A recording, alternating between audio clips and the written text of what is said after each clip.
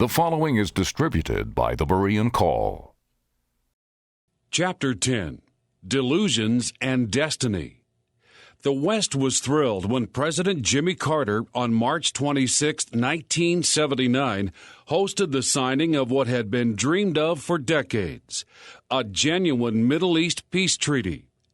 This would be the first ever signed between Israel and a Muslim nation. Carter had brought together soon-to-be assassinated Egyptian President Anwar Sadat and Israeli Prime Minister Menachem Begin by talking Israel into giving back the Sinai to Egypt, even though it had never really belonged to Egypt.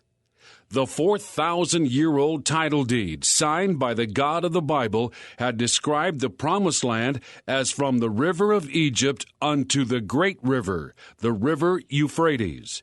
Sadat was not entering into this agreement out of any love for Jews or Israel, but to gain prestige in the Arab world by taking a huge chunk of territory away from Israel without firing a shot. In September of 1953, there had been rumors that Hitler was still alive. The official Egyptian regime-controlled weekly Al-Musawwar asked prominent Egyptians the following question: if you wanted to send Hitler a personal letter, what would you write to him? One of those questions was then Colonel Anwar el-Sadat. Here is part of his reply in an open letter to Hitler. Quote, "My dear Hitler, I congratulate you from the bottom of my heart. Even if you appear to have been defeated, in reality, you are the victor." End quote. As a professing Christian, Carter felt a sense of destiny. Surely history would remember him as the president who at last brought peace to the Middle East. To make the event even more memorable, in his televised speech at the formal signing of the agreement in the White House, Carter wanted to quote one verse about peace from the Quran and one from the Bible to show the agreement between the two religions. There are more than 400 such verses in the Bible, but Carter's speechwriters had to search the Quran long and hard before finding even one verse about peace. There are 114 surahs, or chapters, in the Quran. The rare verse they found was in Surah 8, verse 61. Had the speechwriters been well acquainted with Islam and the Quran, they might not have given this verse to the president, but it was the best one available. Enthusiastically, Carter declared to the watching world, "In the Quran we read, 'But if the enemy incline towards peace, do thou also incline towards peace, and trust in God.' So let us now lay aside war. We pray God that these dreams will come true." Islam's dream, however, as we have seen, is not what Carter and Israel imagined. The verse says Allah, not God, and Allah hates Jews and has decreed their destruction. Not a likely foundation for peace with Israel. Furthermore, Surah 8 is titled Spoils of War, and is all about fighting and pillaging to spread Islam throughout the entire world. For example, verse 65 says, "O prophet, exhort the believers to fight." Verse 67 says, "It is not for any prophet to have captives until he hath made slaughter in the land." All Carter needed was an umbrella in hand to complete his impersonation of Chamberlain. The only peace Islam offers is to those vanquished in jihad who surrender to Muslim warriors and acknowledge Allah as the only God and Muhammad as his prophet. No Muslim leader in the world can go against Muhammad's example set in the AD 628 Treaty of Hudaybiyah, to which we have referred. Therefore, as soon as he had signed the Oslo Accords in 1993, Arafat immediately began to apologize in Arabic to Muslims around the world, explaining that he was only following Muhammad's example, entering into a hudna to deceive Israel and ultimately to destroy her. He did not want to suffer the fate of Sadat, who had been assassinated by the Muslim Brotherhood for daring to make peace with Israel. How did Israel get here? How did Israel come to the place where an enemy that is determined to annihilate her is looked upon as her partner for peace? The painful peace process has been going on for nearly 30 years. It began when Sadat finally realized that attacking Israel in war after war was getting the Arabs nowhere. He made an unprecedented visit to Jerusalem on November 19th through the 21st, 1977, the first by an Arab head of state to Israel. He addressed the Israeli Knesset and was named Man of the Year for 1977 by Time magazine. Peace negotiations were begun between Israel and Egypt. When they deadlocked in mid-1978, Sadat and Israeli Prime Minister Menachem Begin accepted President Carter's invitation to a U.S.-Israeli-Egyptian summit meeting at the Presidential Retreat Camp David in Maryland on September 5, 1978. 12 days of intensive negotiations resulted in the agreement referred to above, supposedly based on UN Resolutions 242 and 338. Sadat and Begin shared the 1978 Nobel Peace Prize for their historic agreement. It was to set an example for any other neighbors willing to negotiate with Israel. To reach the agreement, Carter bribed Sadat with Israel's military secrets, also given to Saudi Arabia at the same time. Egypt came out of Camp David with a huge monetary reward and some of Israel's secret data. All Israel had was a worthless piece of paper that violated the Quran and everything Islam stands for and would never be honored by any other Muslims. It was a bad exchange. On October 14, 1988, Arafat, the worst mass murderer of modern times other than Hitler, Stalin, Pol Pot, and Mao, in a letter to Israel's prime minister, condemned all forms of terrorism and recognized Israel's right to exist. Never mind that he didn't mean it, this deceitful pledge created a delusion that changed everything for the Middle East.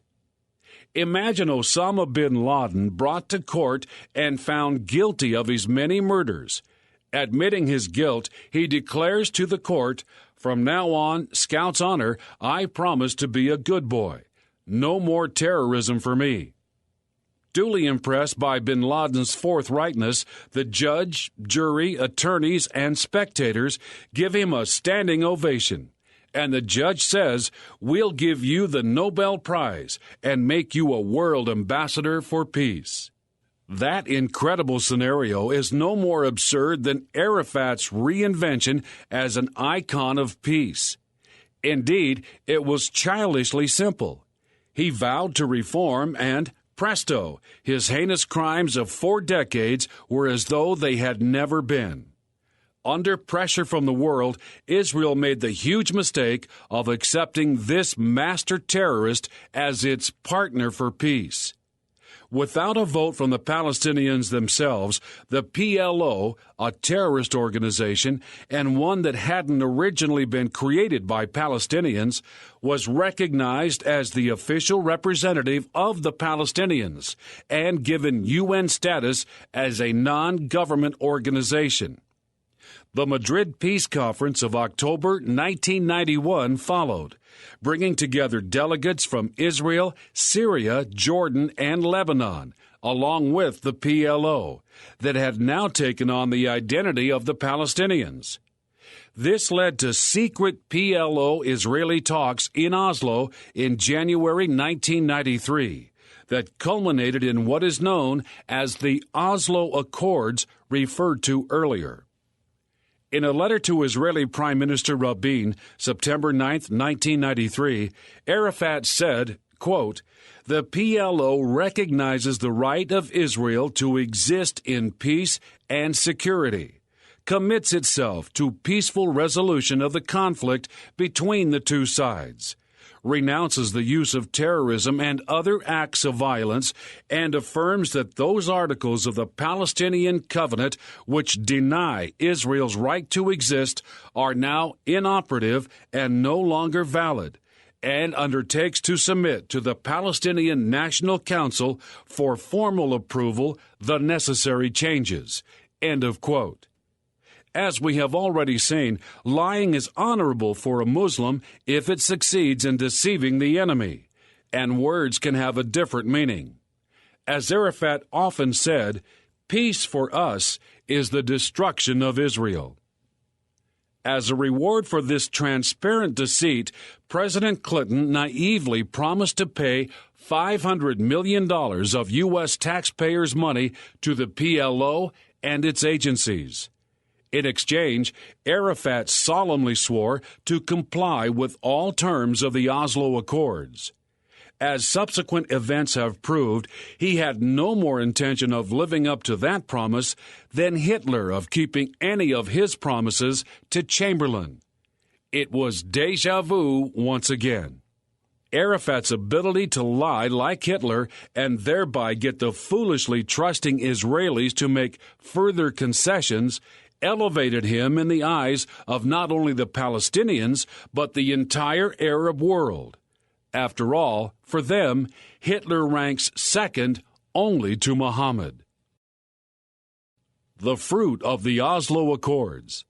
On September 13, 1993, Prime Minister Yitzhak Rabin and Yasser Arafat signed the Oslo Declaration of Principles, a mockery of the League of Nations 1922 Declaration of Principles, and Israel officially recognized Arafat and the PLO.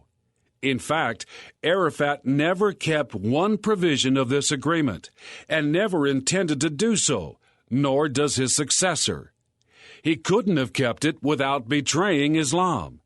Immediately, over radio and television, as we have noted, to save himself from Sadat's fate, Arafat began apologizing in Arabic for Oslo, while reassuring Muslims of his true intent. On May 4, 1994, in Cairo, Arafat and Rabin, the latter would be assassinated on November 4, 1995, signed the Jericho First Peace Accord, supposedly implementing Oslo. The whole peace process was an Islamic ploy by Arafat and will be no different under his successor and longtime terrorist partner, Mahmoud Abbas. Oslo required Arafat to remove from the PLO charter the call for Israel's annihilation. Deceitfully, he said that the clause had been revoked. Yet in the same speech, he praised terrorists and terrorist countries. It was a bald hoax, as London's Daily Telegraph, May 2, 1996, declared. The clause had not and still has not been removed, and even if it were, that would change nothing. It is not the PLO charter alone that calls for Israel's extermination, but Islam itself, which the PLO, as good Muslims, must follow under pain of death. So ecstatic that she was blind to the obvious truth, Rabin's widow exclaimed joyfully, "Tonight I can tell you that the Palestinian National Council has revoked the clauses in its covenant that called for the destruction of Israel." Rabin's successor, Prime Minister Shimon Peres, hailed this most important historical development in our region in 100 years. On Voice of Israel Radio, he exulted, evoking once again the haunting memory of Chamberlain. Today we have ended the Israeli-Arab conflict. Utopia is coming. What madness! He has eaten those ridiculously irrational words and gotten indigestion from them many times since. Israeli leaders were willfully closing their eyes and ears to the frequent calls for an end to Israel, repeated many times throughout the peace negotiations by Arafat and other PLO leaders. Arafat's deputy, Abu Ayyad, declared, quote, It is our right that we should have an independent Palestinian state that will function as a base from which to liberate Jaffa, Akko, and all of Palestine." End of quote. Instead of utopia, the hell that Islam has created for Israel was only getting hotter. In the 10 years prior to Oslo, about 200 Israelis had been killed by terrorists, while in the 10 years following, about 1,200 were killed and more than 5,000 wounded. This is peace? No, this is war, and Israel is always blamed. U.S. News and World Report Editor-in-Chief Mortimer B. Zuckerman perceptively writes, "Yasser Arafat may be dead, but Arafatism lives on. That is the crucial fact amid all the talk about resurrecting the roadmap to peace. Arafat's principal legacy is hate, his gift to the world, a kind of terrorism whose techniques have been aped from Indonesia to Iraq. Arafat used every platform, radio, TV, newspapers, the mosques, schools, even summer camps for kids, to inculcate a hatred of Jews, Israel, and the West. The Palestinians who mobbed his coffin represented as much the hate he had fostered as grief.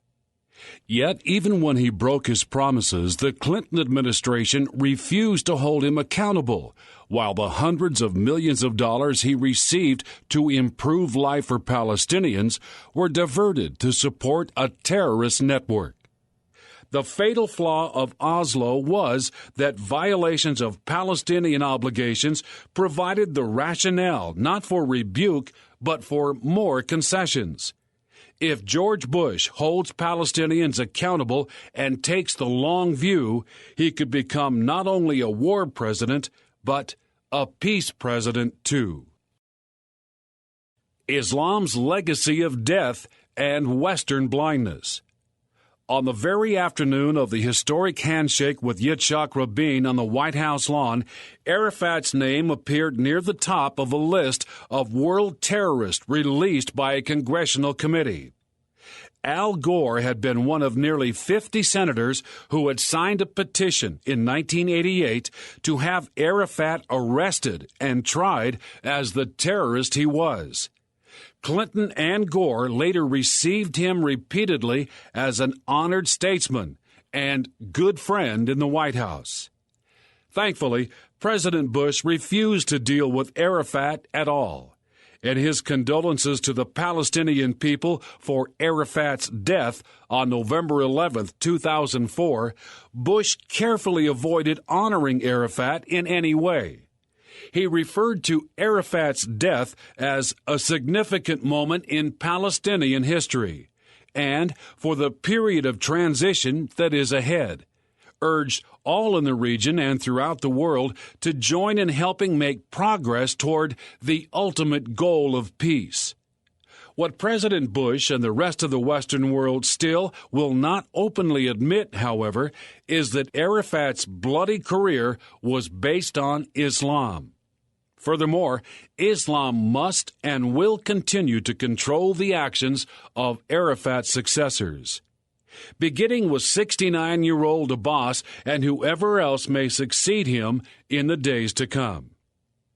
All 19 of the 9/11/01 hijackers were Muslims, 15 from Saudi Arabia, our supposed ally in the war against terrorism.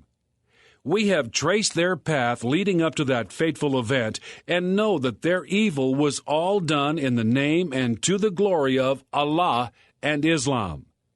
They left behind records of the Islamic purification rituals they went through in preparation and the prayers they recited to Allah just before impact. Evidence gathered by the FBI shows that the Twin Towers were brought down in pursuit of world conquest for Allah and to obtain Islam's promised paradise for the hijackers. Yet, immediately following 9/11, in a speech at the Islamic Center in Washington, D.C., President Bush declared, "The face of terror is not the true face of Islam. Islam is peace." He reassured a joint session of Congress and the Senate and the people of the United States terrorists practice a fringe form of Islamic extremism that has been rejected by Muslim clerics and perverts the peaceful teachings of Islam. Its teachings are good and peaceful. Echoing the same politically correct delusion, Prime Minister Tony Blair declared, "This terrorist act has nothing to do with Islam." Colin Powell likewise said, "Leave Islam out of this. Islam is a peaceful religion." They couldn't possibly have been so ignorant of the horrible truth as to have believed the lie in which they reassured the public. Terrorists were greatly encouraged to persist in their murderous intent, having been given proof once again that they would be called peacemakers, no matter what they did. Amir Tahiri, practicing Iranian Muslim and editor of the Paris-based Politique Internationale, warned that continuing to deny the undeniable responsibility of Islam itself in the September 11, 2001 attacks in order not to offend Muslims amounts to a whitewash. He added that such denials are not only disingenuous, but also a disservice to Muslims. It is both dishonest and dangerous for Muslims to remain in a state of denial.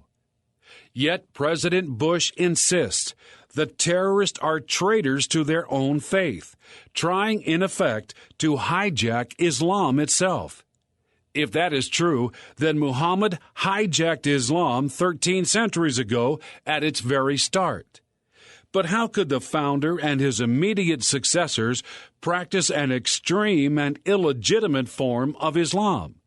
Who knew and lived Islam better than Muhammad himself?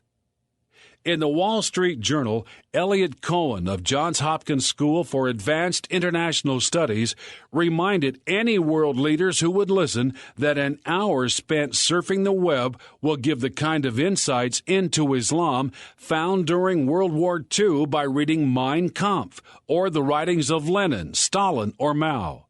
Nobody would like to think that a major world religion has a deeply aggressive and dangerous strain in it, but uttering uncomfortable and unpleasant truths defines leadership.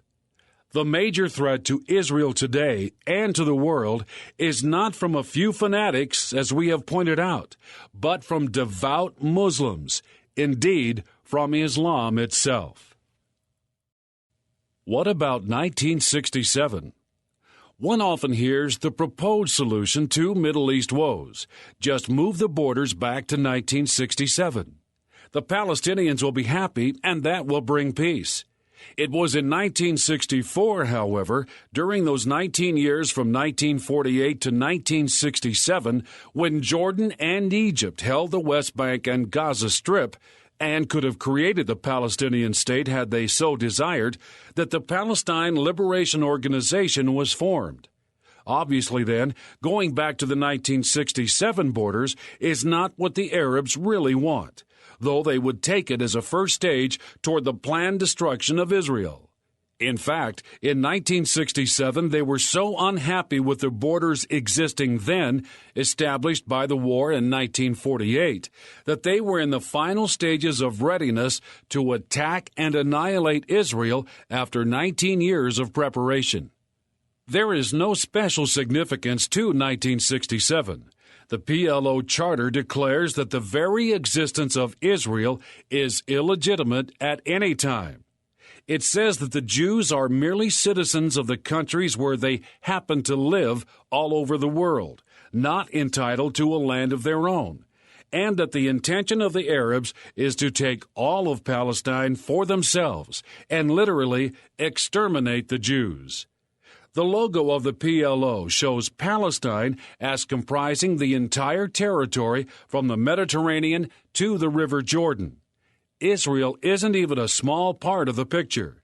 It doesn't exist as far as Islam is concerned, for reasons already explained. On July 26, 1959, Egypt's president, Gamal Abdel Nasser, who would found the PLO 5 years later in Cairo, Palestinian pawns in the camps had no part in its formation, boasted during a speech in Alexandria, quote, "I announce from here on behalf of the United Arab Republic people that this time we will exterminate Israel," end quote. This time was a reminder that the 1948 and 1956 defeats at the hands of Israel would be avenged. Indeed, the Arabs have been planning that revenge from the very day the 1948 war had supposedly ended. In 1967, the average Muslim on the street referred to the 19-year war, by which he meant that in obedience to Islam there had never been peace. As far as the Arabs were concerned, they were still involved in the same 1948 war through planning and preparation until they were confident of being able to annihilate Israel. To Egypt's National Assembly, March 26, 1964, Nasser declared that the problem was the very existence of Israel. On March 8, 1965, he boasted, "We shall enter Palestine with its soil saturated in blood." Shortly thereafter, he declared, "We aim at the eradication of Israel." After 19 years preparing for this war, the Arab world was supremely confident that this time Israel would at last be overwhelmed and destroyed. On May 16, 1967, Nasser ordered UN peacekeeping forces to leave the Sinai, showing the impotence of that organization to keep any peace. By May 18th, Egyptian troops were massed in the Sinai on Israel's border, and Syrian troops had done the same on the Golan. The Voice of the Arabs radio program announced, "The sole method we shall apply against Israel is total war, which will result in the extermination of Zionist existence." On May 20th, the Syrian defense minister boasted, "Our forces are now entirely ready to explode the Zionist presence in the Arab homeland, to enter into a battle of annihilation." On May 22nd, Egypt closed the Straits of Tiran to all Israeli shipping, cutting off a major lifeline. It was an act of war. On May 27th, Nasser threatened, "Our basic objective will be the destruction of Israel. We will not accept any coexistence with Israel." On May 30th, as self-assigned leader of the Arab world, Nasser confidently boasted, "The armies of Egypt, Jordan, Syria, and Lebanon are poised on the borders of Israel, while standing behind us are the armies of Iraq, Algeria, Kuwait, Sudan, and the whole Arab nation. The critical hour has arrived." Iraq's president thundered, "The existence of Israel is an error which must be rectified. This is our opportunity to wipe out the ignominy which has been with us since 1948. Our goal is clear, to wipe Israel off the map." Such was, and still is, their unwavering intent as required by Islam, and which Muslims have never been ashamed to declare to the world. We were there. My wife Ruth and I, together with our 4 children ages 8 to 15, were driving through Egypt at that time in our VW minibus as eyewitnesses to Arab intentions. Early in June, on an Egyptian freighter from Alexandria to Beirut, at that time the jewel of the Mediterranean, comparable to any European city, I sat in the lounge with wild-eyed, cheering Arabs around me, watching on TV the military buildup under Nasser and listening as he vowed repeatedly that Israel would be destroyed. We saw the confident exhilaration with which the Arab world was intoxicated, momentarily united behind Nasser in this common goal, certain that the time had come at last to exterminate the Jews. We were driving through Syria into Jordan when the Lord graciously redirected us north to Turkey. We crossed that border safely just before war broke out.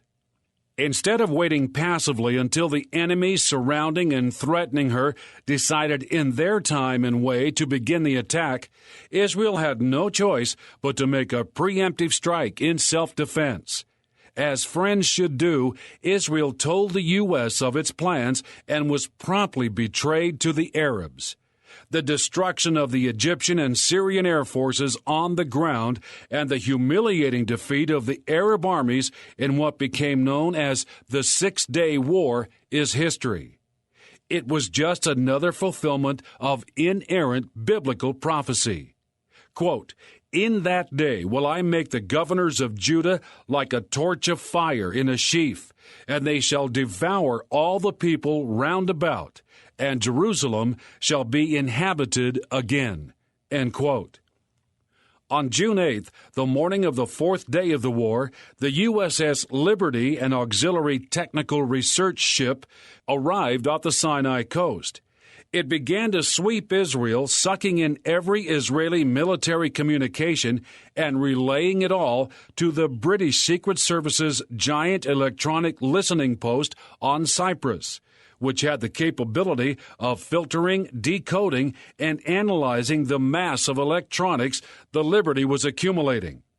This was then transmitted to the Arab armed forces, giving complete maps of every Israeli military movement in advance. With that help, the Arabs might have been able to use their overwhelming numerical superiority to turn the tide of the war. At least casualties on both sides would have been much larger. The CIA had already been leaking secret Israeli information to the Jordanians, but what the Liberty was doing was carrying the diplomatic game too far. Israel had no choice except to put this American ship out of commission, which she finally did.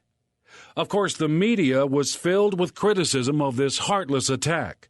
No one believed Israel's lame excuse, though America oddly accepted it, that the Liberty had been mistaken for a hostile Egyptian ship. Neither the U.S. nor Israel cared to tell the truth, so the criticism persists to this day.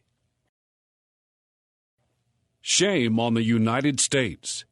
The Liberty incident is shrouded in secrecy. No one can prove anything, but we can arrive at the truth by simple logic based upon what we do know for sure. First of all, there is no question that Israel knew the Liberty to be an American ship. Israeli fighter planes flew over the Liberty in broad daylight at low level all morning. They made no less than 9 reconnaissance flights, obviously making certain of the Liberty's mission and warning it to leave the war zone. It must have been engaged in activity hostile to Israel, or her planes would not eventually have put it out of commission. Otherwise, what would have been Israel's motive? No logical reason has been given by critics of Israel as to why this American ship, which Admiral Thomas Moore described as the most sophisticated intelligence ship in the world in 1967, was just off the coast of Israel 4 days into a war between Israel and the Arabs surrounding her.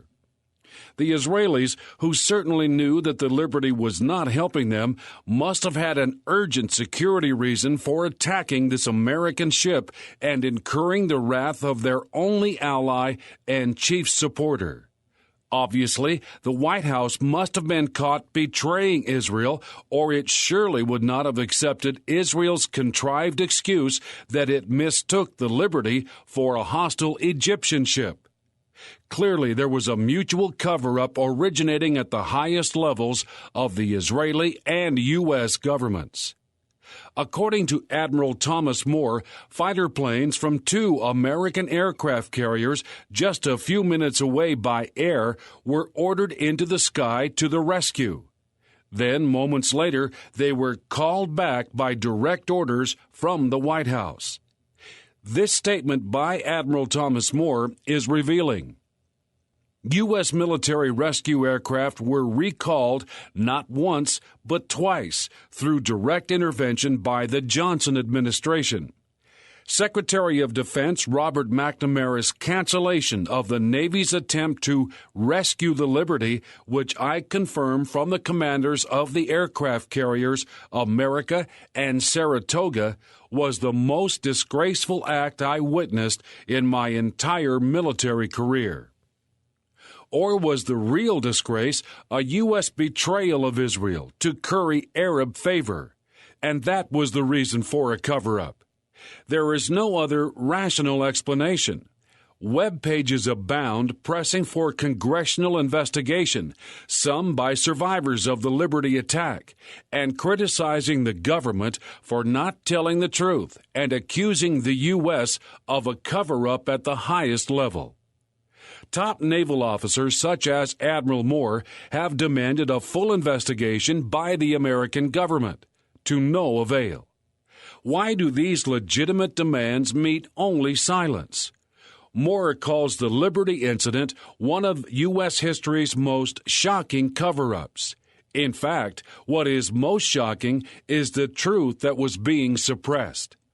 All of the information put forth by eyewitnesses confirms that the attack was deliberate on a ship that the Israelis knew was American.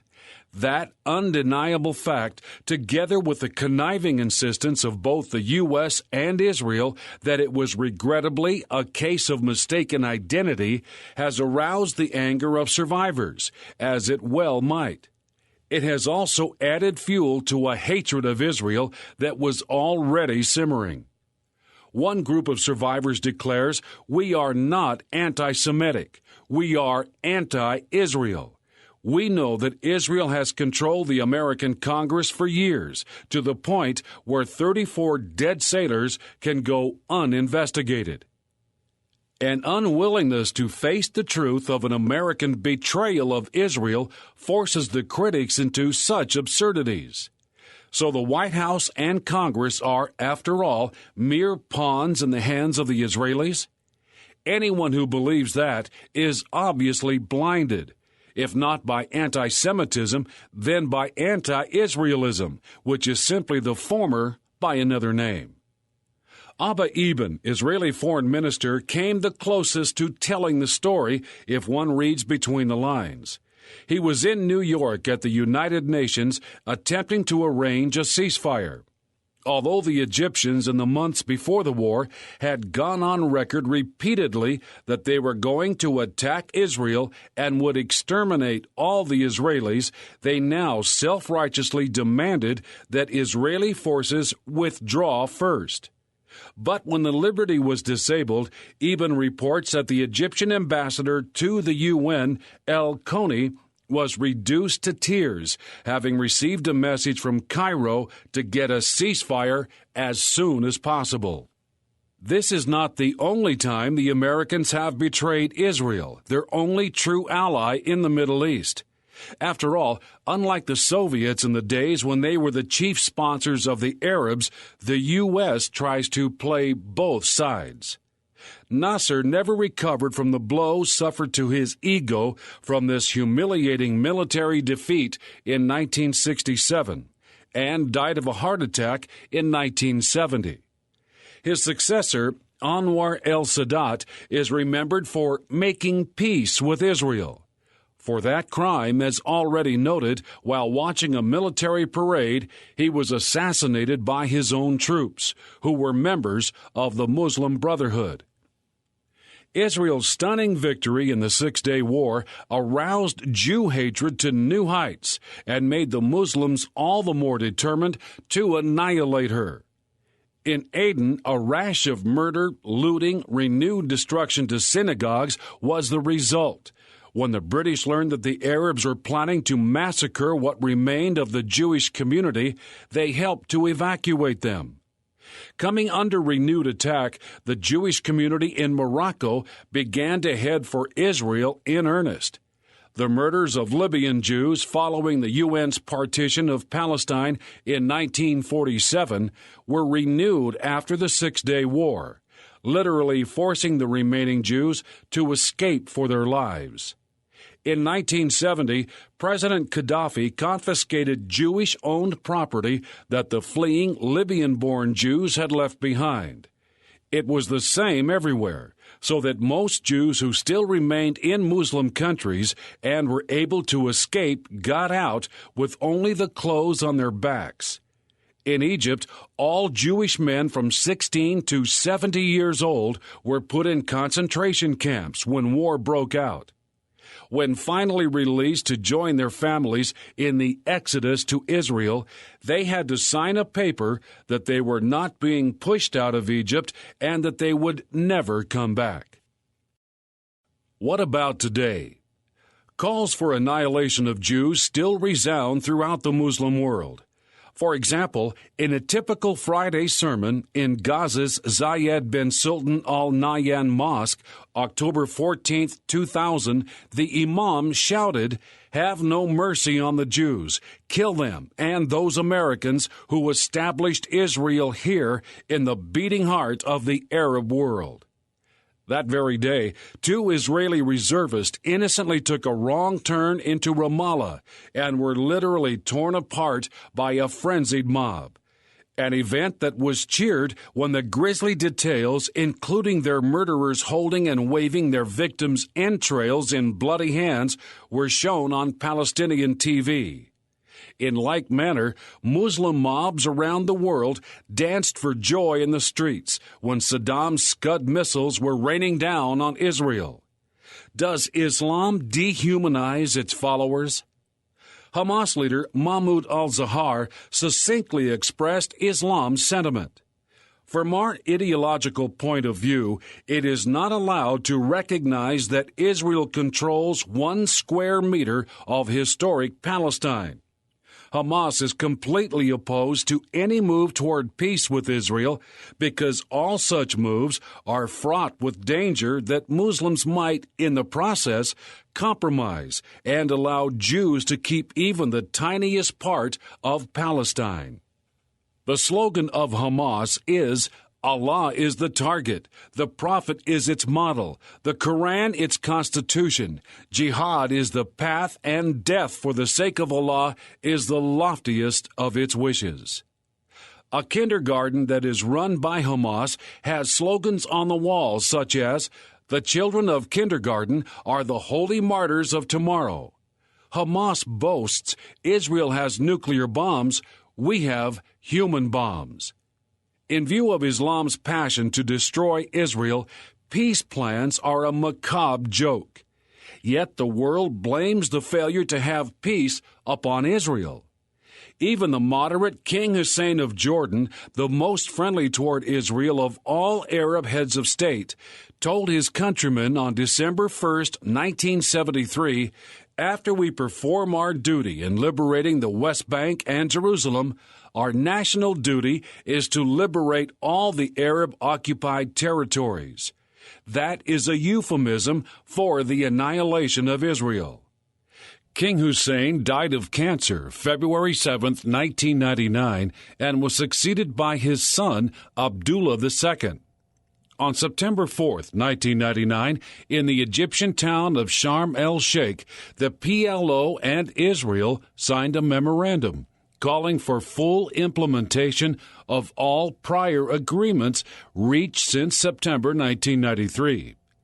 The agreement called for final status negotiations to be completed by September 13, 2000, in accord with United Nations Resolutions 242 and 338. It allowed the Palestinians to have their own seaport, on which construction was to begin October 1, 1999. The agreement was signed by Israel and the PLO and witnessed by representatives of the Arab Republic of Egypt, the Hashemite Kingdom of Jordan, and the United States. Attempting to assist in the implementation of the Sharm el-Sheikh Agreement, President Clinton invited Israeli Prime Minister Ehud Barak and Yasser Arafat to a summit meeting at Camp David, Maryland on July 11, 2000. Under intense pressure from Clinton in an effort to reach a final agreement and with promises of American support and security guarantees, Prime Minister Barak offered far-reaching concessions that went beyond all the long-standing Israeli red lines set forth in prior negotiations, especially as regards Jerusalem. He offered to give up East Jerusalem, the Jordan Valley, about 98% of the West Bank, and all of Gaza. Everything and then some that he possibly could. East Jerusalem would be the capital of the Palestinian state. All refugees would have the right of return to their own state. The West Bank and Gaza Strip would be connected by an overland highway with no Israeli checkpoints, and refugees would be compensated out of a $30 billion international fund. The U.S. team called Barak's offer courageous. In return, Arafat had to declare the end of conflict and agree that no further claims on Israel could be made in the future. Israelis were stunned at the sweeping concessions Barak offered, but Arafat rejected them out of hand, indicating that he would not compromise on return of the 1948 refugees into Israel itself or on full sovereignty over the Temple Mount, including the Western Wall, so significant to Israelis. Arafat did not even deign to make a counteroffer. Instead, he went home on July 25th and at the first opportunity initiated the Al-Aqsa Intifada. Barak's disappointed comment was, Israel was ready to reach agreement at a painful price, but not at any price. What else could Barak, the United States, or any rational person willing to face the truth have reasonably expected? The whole peace process has been a charade from the beginning, and continues to be. After all, Arafat and the entire Arab world had gone on record many times that nothing less would suffice than Israel's surrender of its entire land, leaving Israelis living as fifth-class citizens or dhimmis under the benevolent protection of Muslim Palestinians. Islam itself would not allow Arafat to accept Barak's offer. Had he done so, he would have been assassinated like so many Muslim leaders before him. Inside the Muslim mind. Loyalty to Islam means that Muslims can never forgive Americans for coming to Saudi Arabia and defiling its sacred soil with their pagan boots, even though they came at the urgent request of the Saudis to rescue them from Saddam Hussein's merciless aggression. They can never forget the humiliation of American tanks controlling the streets of Baghdad, the center of Islamic power for 600 years, or forgive American and British troops for taking over Afghanistan, in spite of the fact that the order and safety they have brought is far preferable to the reign of terror by the Taliban and the constant fighting among local warlords. The latter are all Muslims, devout and even fanatical followers of this religion of peace, as their ancestors have been for centuries. But there is no peace between them. Islam does not bring peace. It never has, and it never will. This is the result of its very nature. No Muslim can point to even one example in history where Islam ever brought peace. There is no peace, even among Muslims themselves, anywhere in the world today. The Muslim can never forget that in the glorious days of its early conquest, Islam ruled by force an empire from France to China, including all of Palestine. Islam does not allow any territory once controlled by Muslims ever to be relinquished. Thus, there can be no forgiveness for the imperialist who snatched this glorious empire from Islam. Any knowledgeable Muslim understands that Islam is destined to recover that long-ago empire, must do so, and must finally take over the entire world, and that every Muslim is a warrior in that cause. This goal is justified by the apparently sincere but incredibly twisted belief that Islam is the best of religions and actually brings freedom to those under its rule.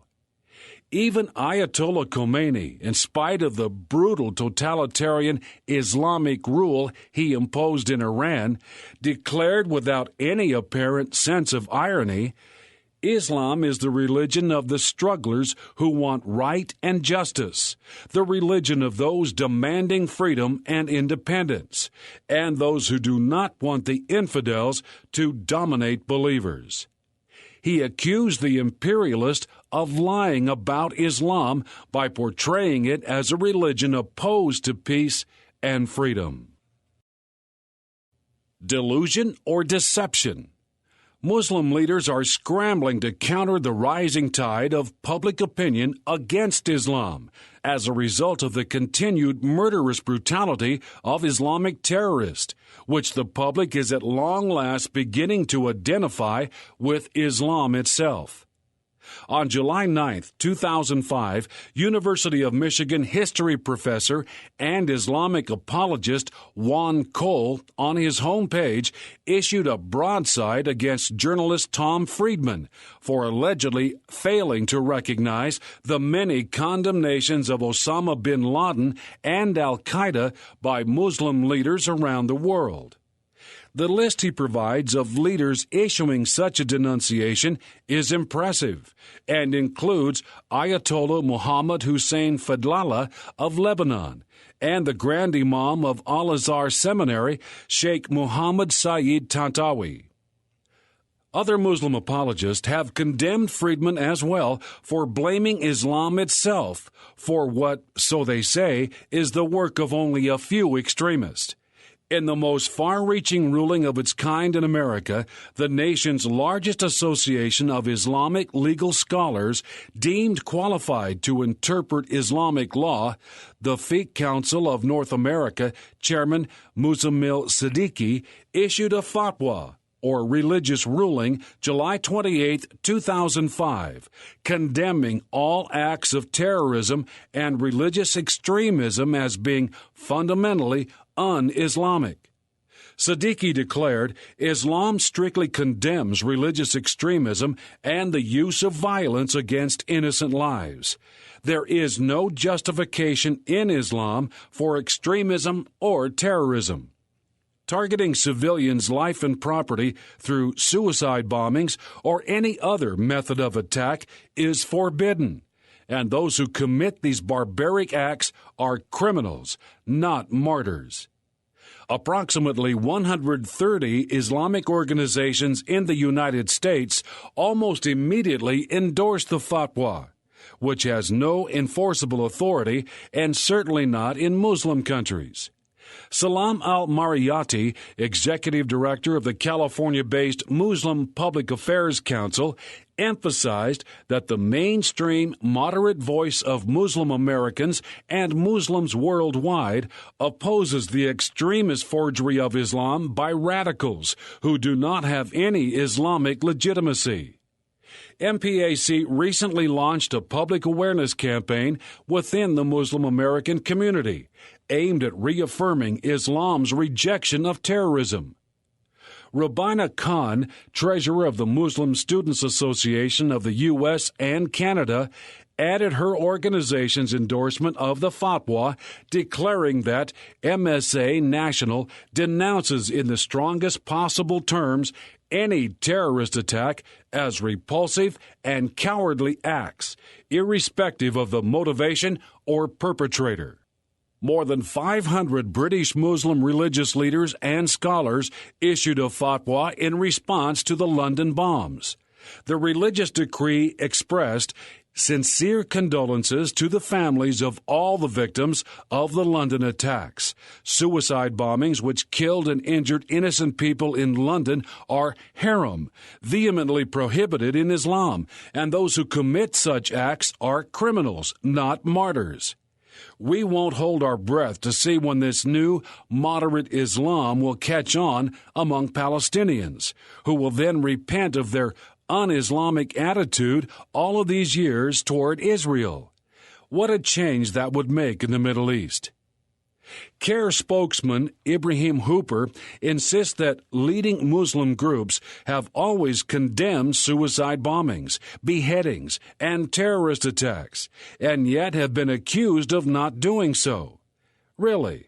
Who protested the statement in Al-Hayat al-Jadida, September 11, 2001, declaring that suicide bombers were the cream of society, the engines of history, or the many similar declarations by Muslim leaders and publications over the last 50 years?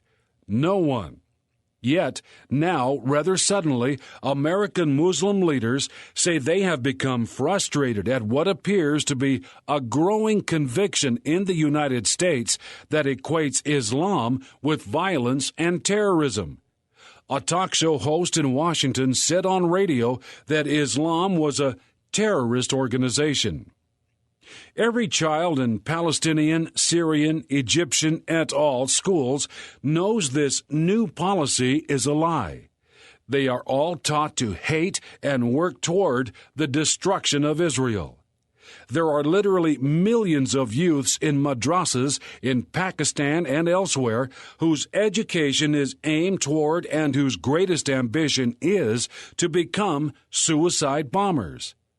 In one recent ongoing campaign, with the full blessings of its religious and political leaders, Iran has signed up and has trained 40,000 volunteers, and the number is growing, to act as suicide bombers for operations in Iraq, Israel, and wherever pagans are occupying Muslim lands.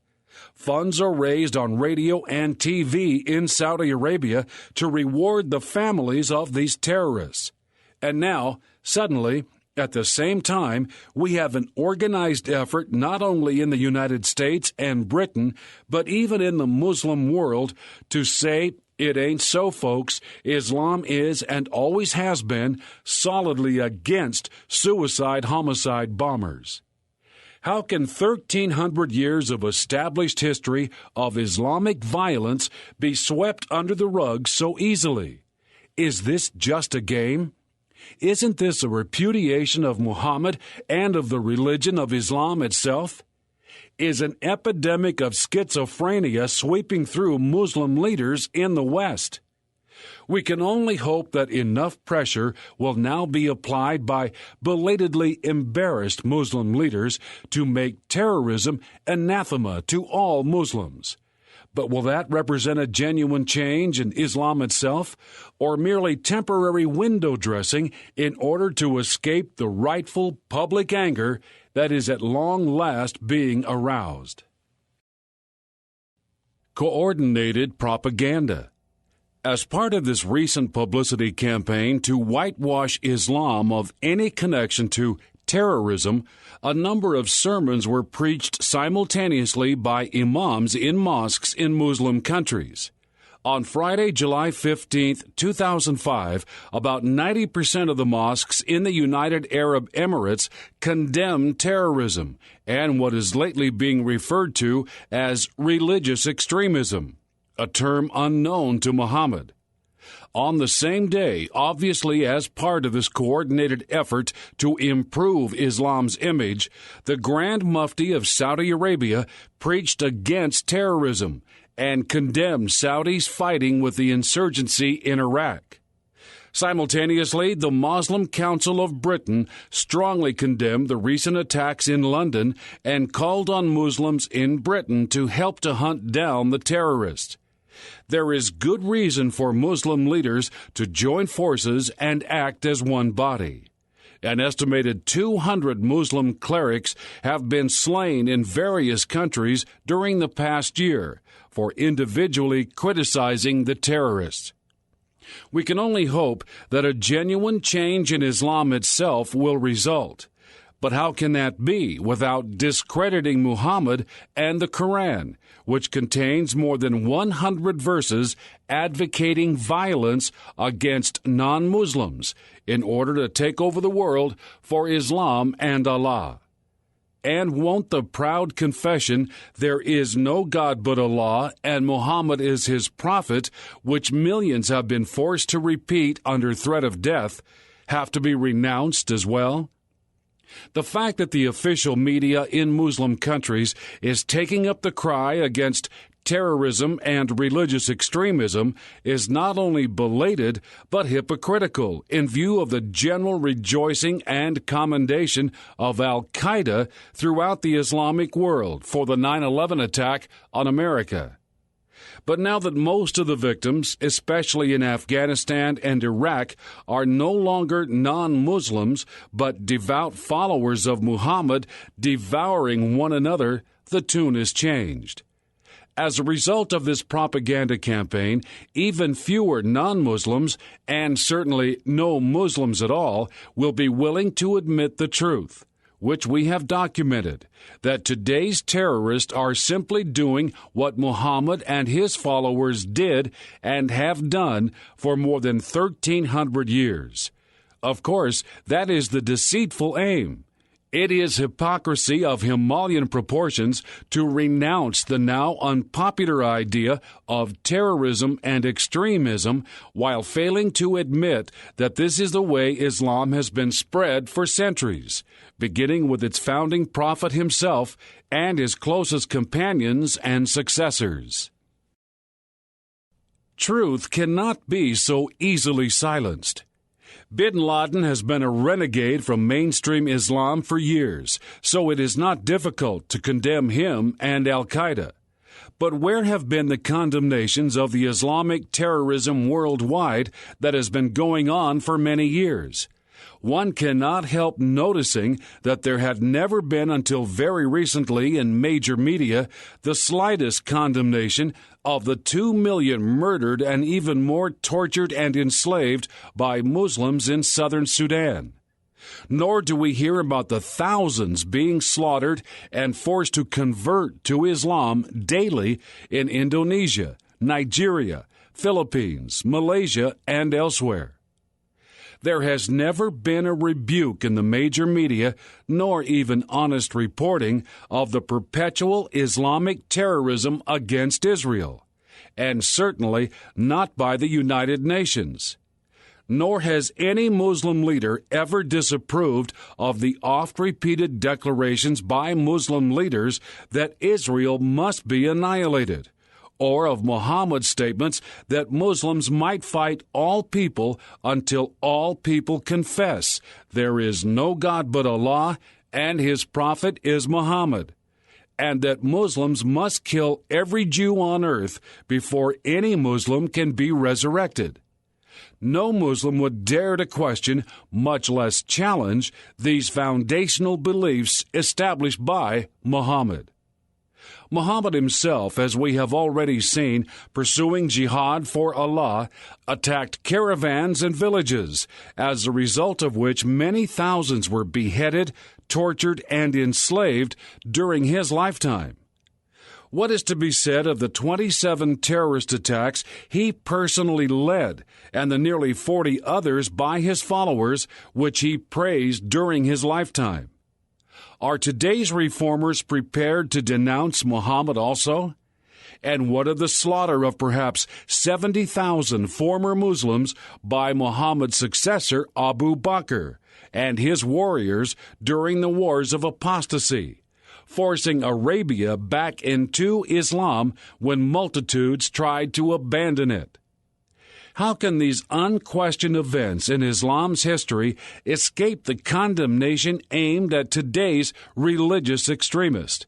And how can the official policy under Sharia law that apostates must be beheaded, which was established by Muhammad and is still practiced today wherever Islam has the power to do so, be reconciled with the freedom of religion being touted as part of Islam?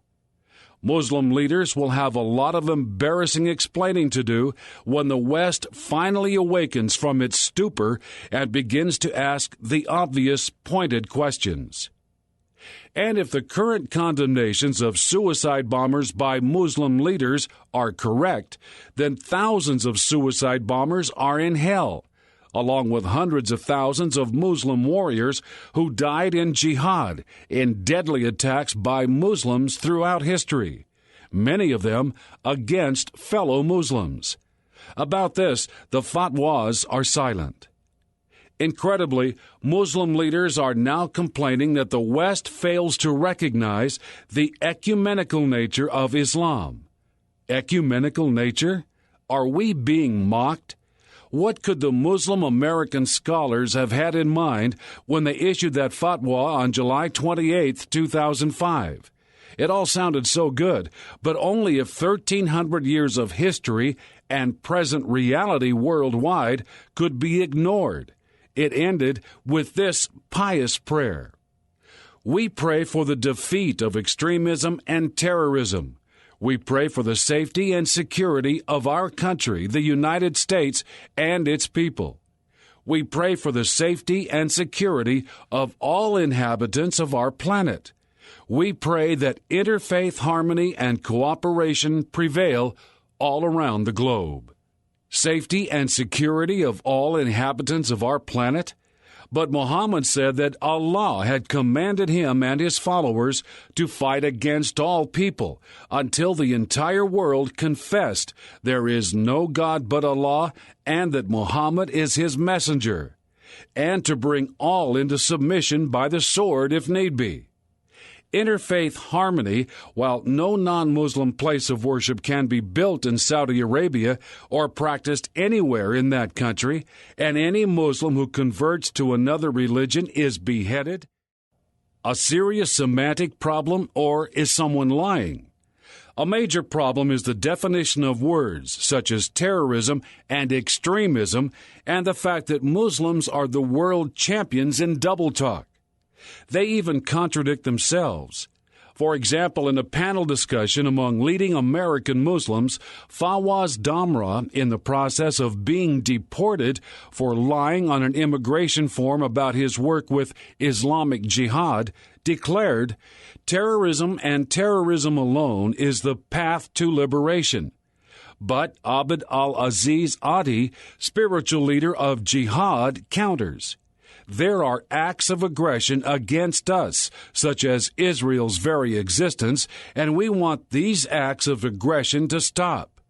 We categorically refuse the label of terrorism for these protective measures in which we have taken part. So it isn't terrorism to kill innocent women and children so long as they are Israelis whose very presence in Israel is deemed an aggression against the Palestinians. Of course, it was just that kind of aggression against Islam that caused Muslims to go in self-defense all the way from France to China, killing literally millions as they went, and all to the glory of Allah. The average Muslim in the East and many in the West accepts bin Laden's excuse that 9/11 was not an act of terrorism but self-defense against the United States for defiling Muslim lands with its military presence. For our own protection, we must read the recent condemnation of terrorism by Muslim leaders with the Muslim meaning of words in mind. There must be something more serious than a semantic misunderstanding involved. Could it be that at least some Muslim leaders, embarrassed by the world at last noticing that it is almost always Muslims acting in the name of Islam who are perpetrating today's terrorism, are simply lying, hoping that the liberal media will go along with the game and that gullible Westerners will believe them? We dare not allow ourselves to be duped into imagining either that Islam has changed or that some moderate faction will eventually transform it from within. 1,300 years of hatred and violence can no more be rewritten than can the Quran and Hadith. The history of Muslims and their scriptures are consistent. This is Islam. The truth shouts its warnings everywhere to awaken non-Muslims from their wishful self-delusion. We must take seriously what the Muslims have so often told us of their real intentions and not be deceived by false promises. How the Western world assesses and responds to this new propaganda blitz in this defining moment in history is now the issue and will play a large part in determining its future.